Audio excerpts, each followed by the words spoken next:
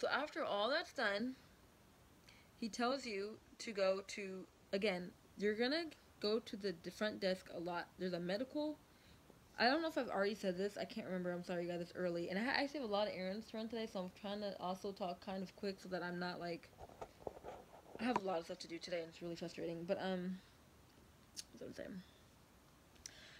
You're gonna go to the front desk a lot, and there's the front desk that's in the lobby, which is where you do most of your checking in and checking out of, and then there's like the front desk of the medical room, because it's a separate room.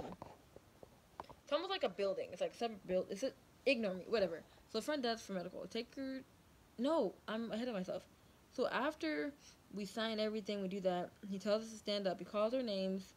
He was like, okay, so blah blah blah and blah blah blah from National Guard, stand up. Blah blah blah. You know my name from for active for Army active, stand up, and then for reserve and Marines. It goes on and so forth. The breathalyzer. So you stand in line, you blow into, you know, how you take a breathalyzer, you blow into that, you take it to the front. There's going to be a lot of stamping that day. The lady, if we pass the breathalyzer, she stamps it. So she stamped it. We went to the medical front desk. She says, you're going to go around the corner, you're going to sit and wait for your blood drawn. Again, I had to pee super bad. So I sat down for like 5 minutes. I saw a doctor walk by. I said, excuse me, ma'am, I have to use the bathroom. Is there any way that I can do my urine test now?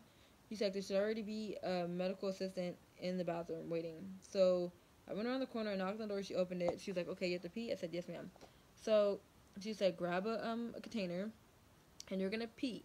But you're going to leave the stall door open. I'm sorry, it has to be open. And when you're done, you're not going to wash your hands until you're finished with everything. I said, okay. So I pissed in the... It sounds so dirty, pissed. I peed in the cup. And she says, okay, you're gonna take it. There's like in the bathroom, there's like a window that opens, and it's a connection. It's like right in the middle. You open it. There's the blood drawn room, and then there's the men's room on the other side. So I can see like the gentleman in the men's stall, like in the window too. So she tells us to open up the jar of the cup we peed in. She takes a dropper. She drops it into like a pregnancy test. It was negative. She throws it away. She dips a stick in, and she says, this is testing for protein in your urine. That was fine. Throws it away. She says, please go, pour out your pee, and then throw it away. I did that. Threw it away. I had to come back. Again, you're going to do a lot of, I don't know if I said this either, but you're going to have to verify yourself a lot. I think I did say that. So, your social security number and name, they're going to ask you a lot, like, is this your social security number, is this your name, before they do anything? Yes. So then you initial, and you wash your hands after. So I get back in line to get my blood drawn. This poor dude, I was scared because I've never seen a person turn pale. People always make that expression, oh my god, they turn so pale when I've never seen that. And he turned pale. It was really bad. He just got done getting his blood drawn, but he felt like he was going to pass out. I felt like he was going to throw up. There's only 2 chairs in that room to get blood drawn, and there's a lot of us waiting to get our blood drawn. So it was like literally, I'm not being dramatic, a 30-minute delay because everyone was tending to his needs because he felt like super nauseous and like fainty. So it took us long. We were all just chilling. I don't know if it's for every MEPS, or I don't know if it's because there was only 4 females or if this happened at every MEPS, but um, they had the women cut the men a lot. Well, us women. So, for example, I was the first to do a lot of things. So, when we went out, except for the thing, we had to go to our army. This is going back to when we first got there. We had to go to our the army office. One guy was in front of me. I was second in line, and one of the army people came out and said, "Let her get in front of you." So that was the first time I experienced it. And then waiting to get a blood drawn, he said, "Can you 2 gentlemen stand up and switch spots with these 4 ladies?" And they did. He was like, "Sherry is dead, but not quite yet." And then he was like, "Trump might kill it though." So it was funny. So the kid's fine. I get my blood drawn. You acknowledge this is you or not. Cool. Then he says, "Okay, you're gonna go take your physical." No, he asks you, "Did you take your urine test?" I said yes. Also, they tell you that you only have until 12 p.m. to pee. If you cannot pee, you have 3 business days to come back.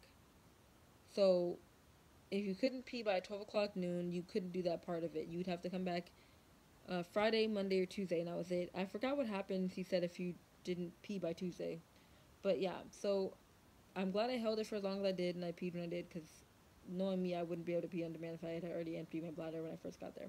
So this is the fun part, ladies. So we get to the physical, and um, and I forgot again, you guys. I'm sorry. During the briefing, also they ask if you have any tattoos.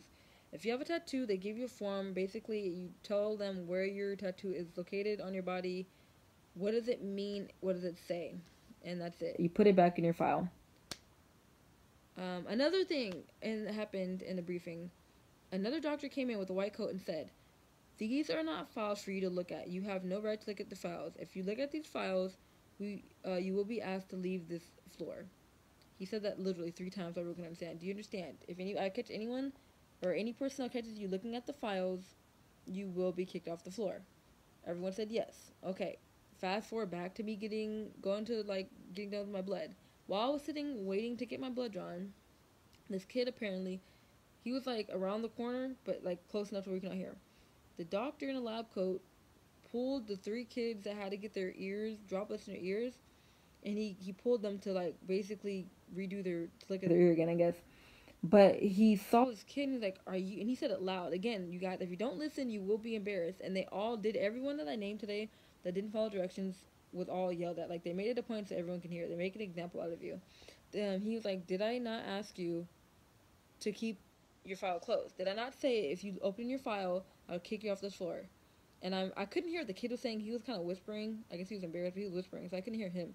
But the doctor was just like, "Okay, so why are you opening it?" The kid said whatever said. He said, "Okay, but did I not tell you that you would be kicked off the floor? Do you want to be kicked off the floor?" And I guess the kid said no. He said, "If you open that again, you will be kicked off. Do you understand?" And the kid was like, "Okay." But again, not following directions.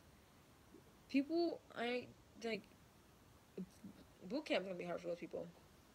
Um, and so then we get to the female. Again, there's only 4 of us. I was so happy.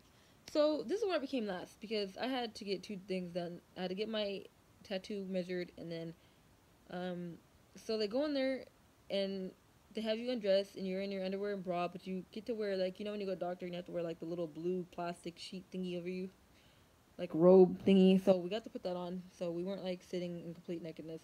And then they had us step on the scale one at a time. I stepped on, as I already knew.